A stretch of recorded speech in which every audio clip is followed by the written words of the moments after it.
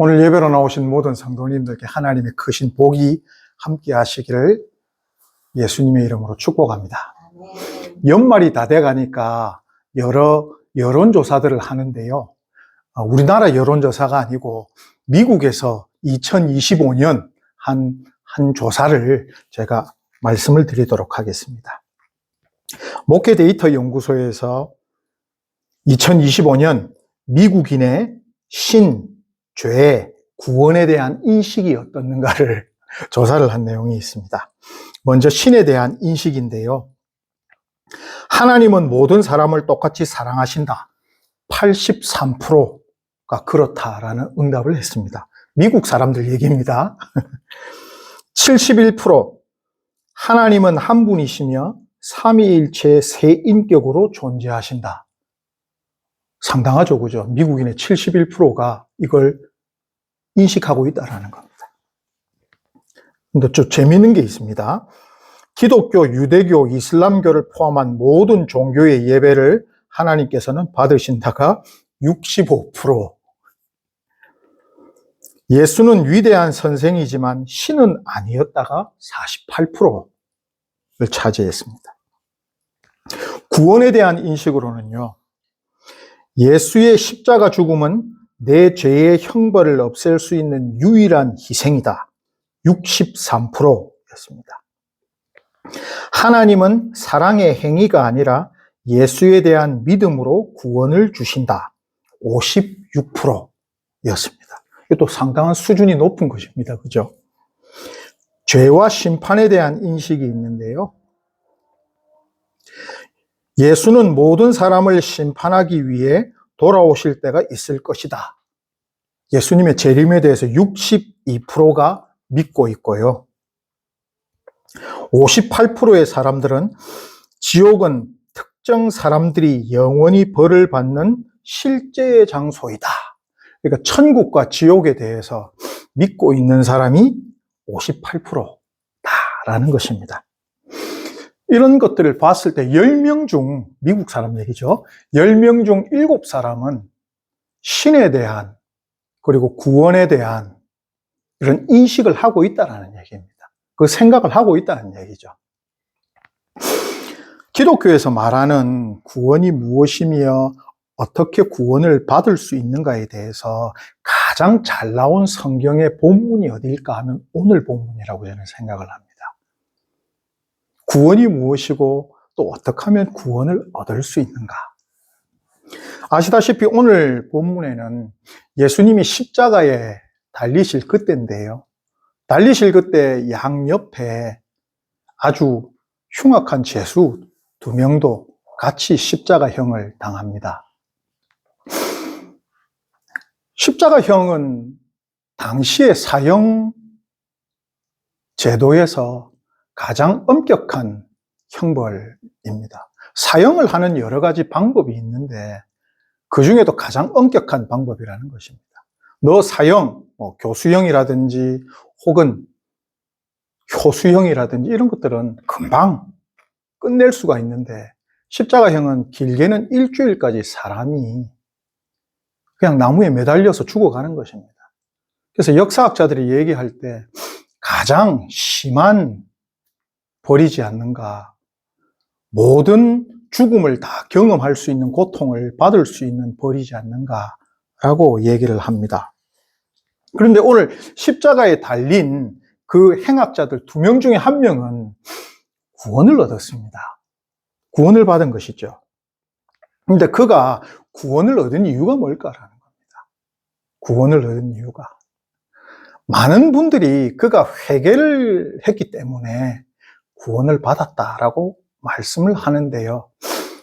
만든 듯 하나 정확하지는 않습니다. 그가 구원을 얻은 것은 예수님의 선포 때문입니다.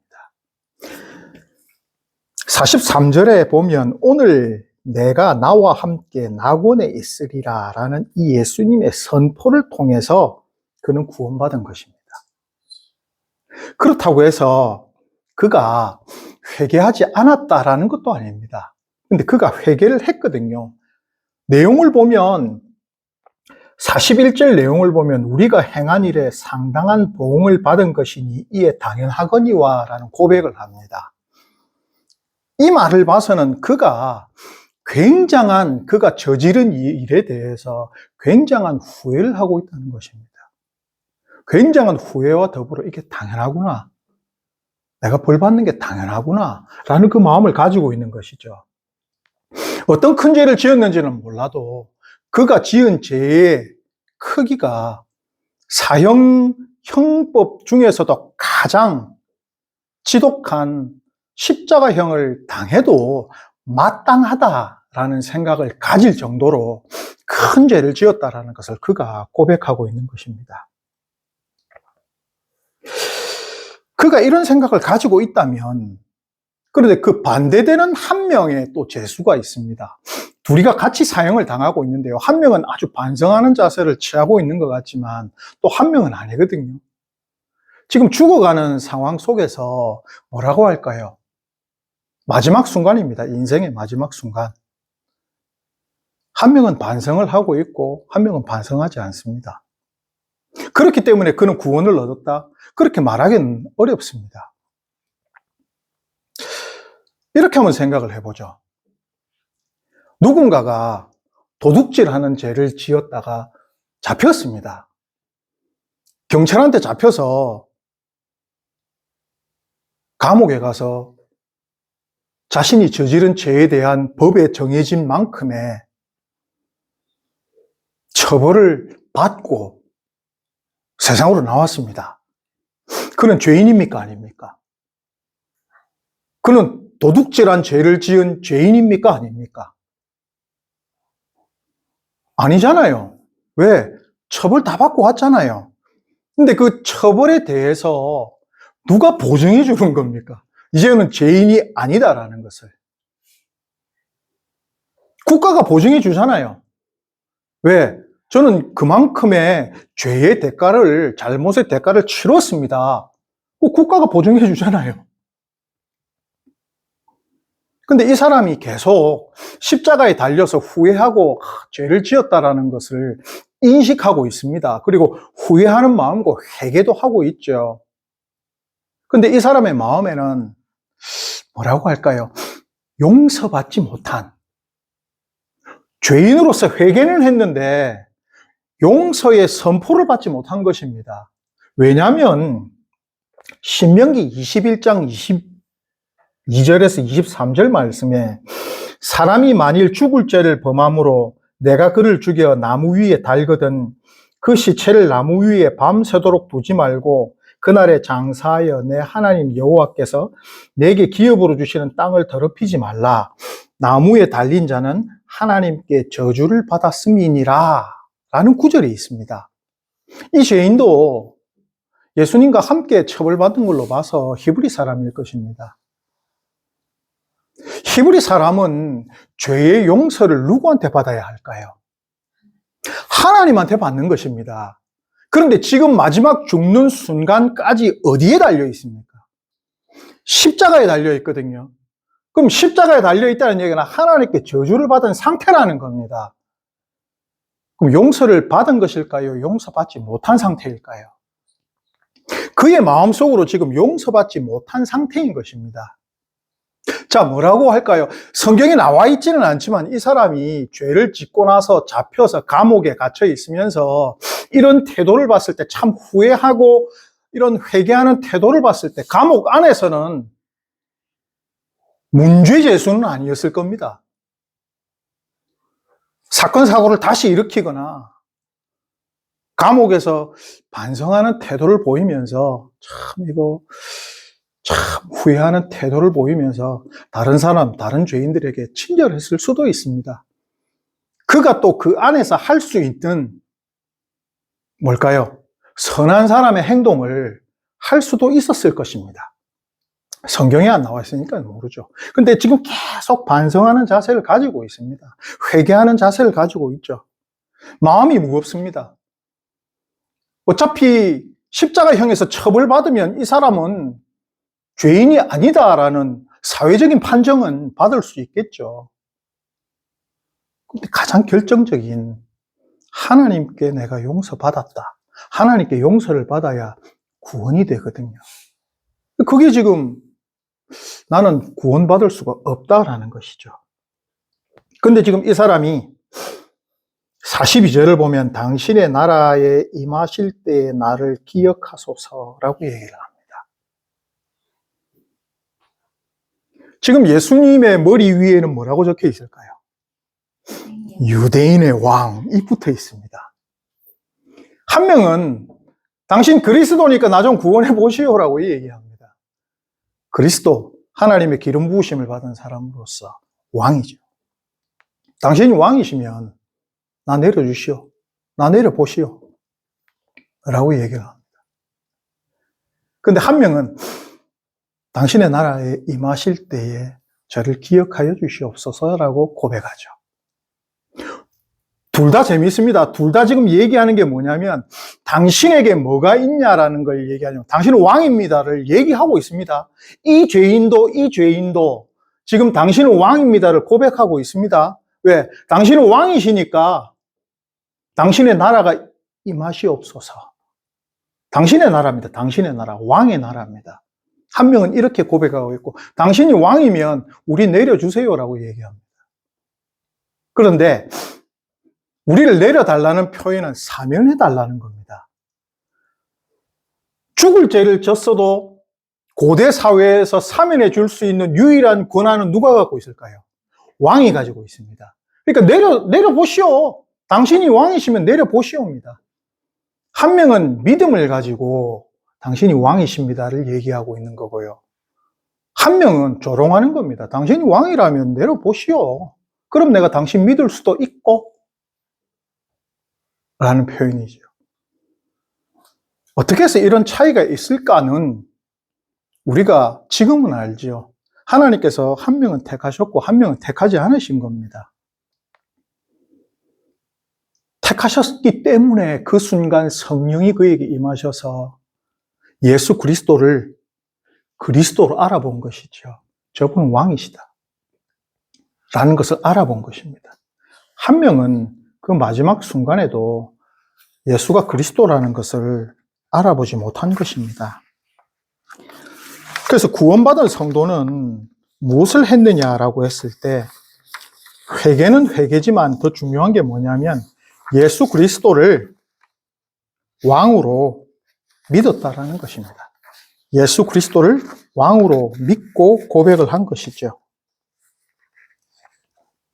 그 얘기는 예수 그리스도는 진짜 유대인의 왕이시고 나를 사면하실 능력이 있으시다는 겁니다. 자, 아까 죄인을 사면하실 수 있는 분은 유대인들에게 있어서 누구뿐이라고요? 하나님뿐이라는 겁니다. 그런데 지금 예수 그리스도께서는 나의 죄를 사하여 주실 능력이 있다라고 고백한 겁니다. 그럼 예수를 누구로 고백한 거죠? 하나님으로 고백하는 그 믿음을 얘기한 것입니다.